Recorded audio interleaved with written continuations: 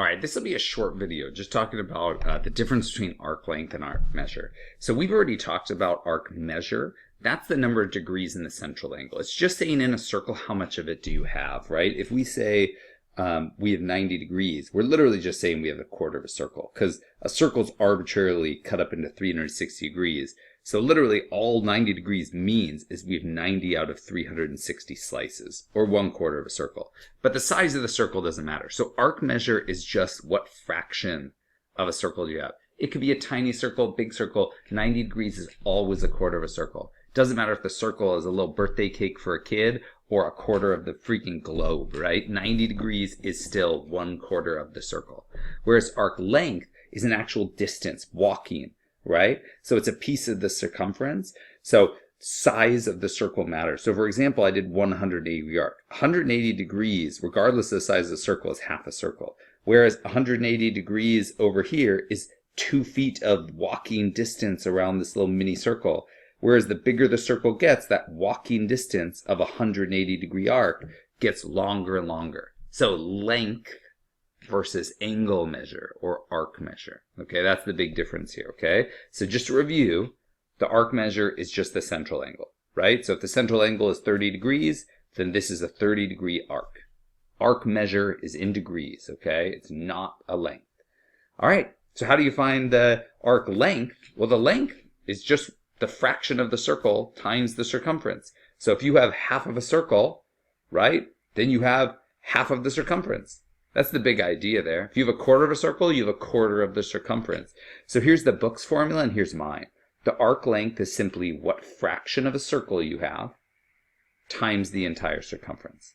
Or if you wanted that in like formula, that's whatever measure your arc is. So say it's like 90 degrees divided by 360. So that's a 1/4 of a circle times the entire circumference, right? So if the entire distance around a circle is 40, and you have a quarter of the circle, then you go a quarter of 40, or 10.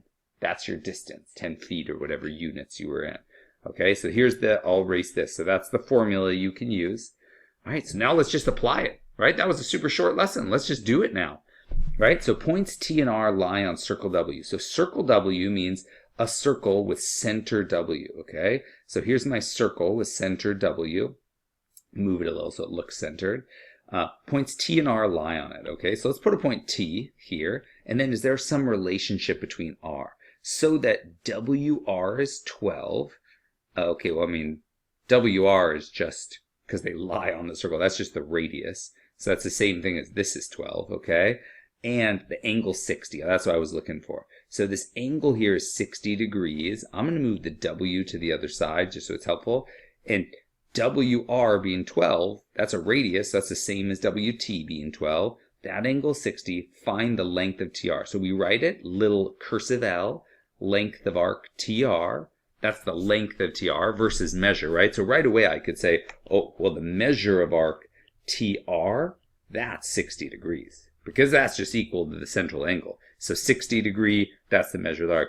But the length of the arc is me saying, well, I know the total circumference, I'll do it over here to the left, is 2 pi r. So the total circumference in this circle is 2 pi 12, or the total circumference is 24 pi. Okay, so I've got some piece of that total circumference. So the length, remember, is the arc measure divided by 360, that's your fraction of the circle, and then times circumference. So here it's 60 degrees out of 360 times 2 pi r. But we just figured out that the 2 pi radius, right? We plugged in the 12. We got that that was 24 pi. That's the total circumference there. And then times, and then 60 out of 360, we could just reduce to be 1/6 of a circle. So we have 1/6 of a circle times the whole distance around a circle being 24 pi. So that's equal to 4 pi. So the length of TR is equal exactly to 4 pi, or you could say it's like approximately 12 point something something if you punched it into a calculator. But leaving it exact is nice. Okay, let's go down here. So the diameter of this circle is 32. So that means all of these are 16, 16, 16, okay?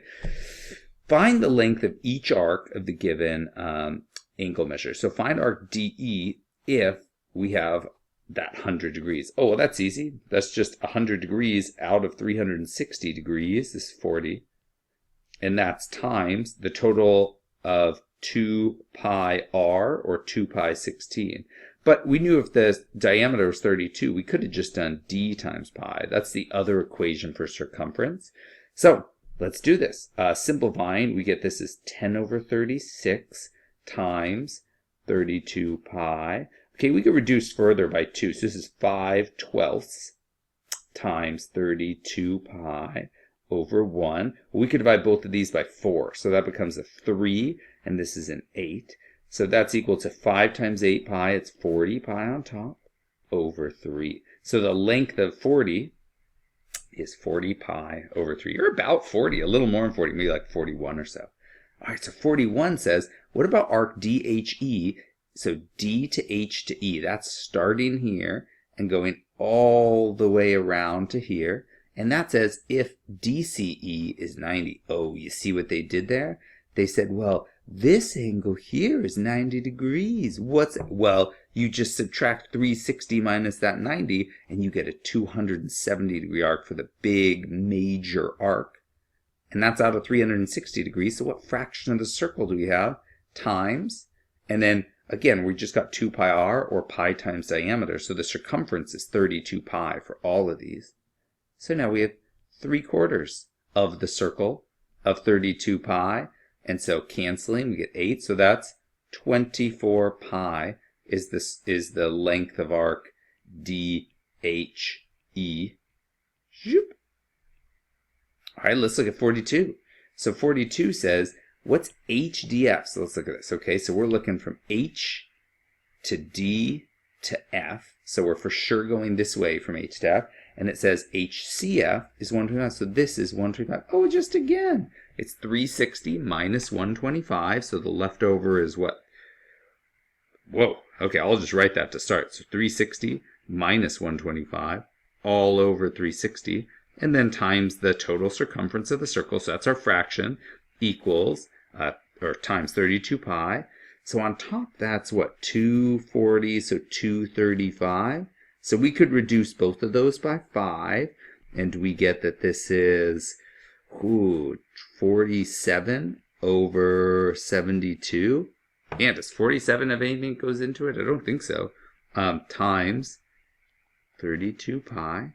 Okay, well, this and this both have an 8 in it, so that's 9 times 4. Okay, so what we get is 4 times 47, so that's 160, 188 pi over 9. Okay, and that doesn't go into anything, so that's it. So that was the length of arc HDF. Shoot. Okay, so last one, 43. It wants us to find arc HD, so the length of arc HD. So that's a really short one from here to here.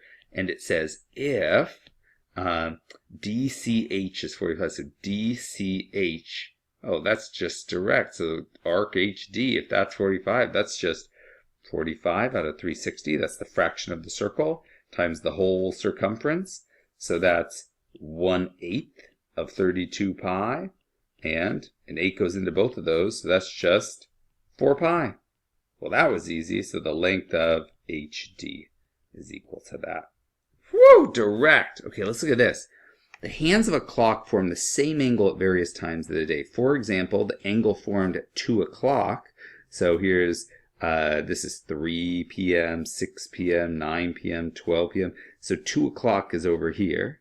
Okay, so one hand going straight up, one hand going to the 2.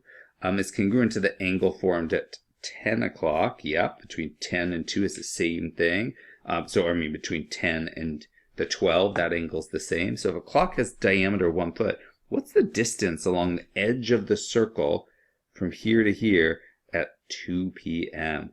Well, think about this, right? So this was a total of 90 degrees, and we split it up 3 times, right? So we went 30 degrees, 30 degrees, 30 degrees to get to the 3. So total between the 12 and the 2 is 60 degrees. Okay, so we have a circle that has an arc of 60 degrees between the 2 and the 12 there.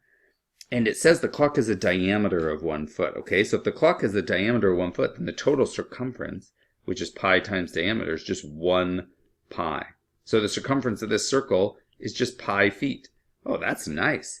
Okay, what's the distance along the edge for that 60-degree arc? Well, the length of arc, I don't know, let's call it whatever we want. Let's call it length of arc 2 p.m. That's not how you name an arc, but whatever. Equals 60 over 360 times the circumference, which is just pi. So that's 1/6 of pi, or in other words, pi over 6. Nice, okay? And that's in feet. All right, next one. Some irrigation systems spray water in a circular pattern. You can adjust the nozzle to spray in certain directions. The nozzle in the diagram is set so it doesn't spray the house. So it starts here and spins this way. Okay. If the spray is a radius of 12 feet, what's the approximate length of the arc that it creates? So from here all the way around to here, approximately that looks like 270 degrees, because usually the corners of houses are right angles. And so we have a 270 degree arc. So we go, that's 270 degrees out of 360. That's the slice of the circle we have, times 2 pi the radius, and it says the radius of 12 feet, so 2 pi 12. So that's our fraction of the circle times our circumference. So that's 3/4 of a circle times 24 pi. So just putting that over 1, these cancel and we get 6. That's 18 pi. Now it asks for an approximation, so we plug that into our calculator and get that was around 3 point something times 18. Oh, that was it. Just such a quick one.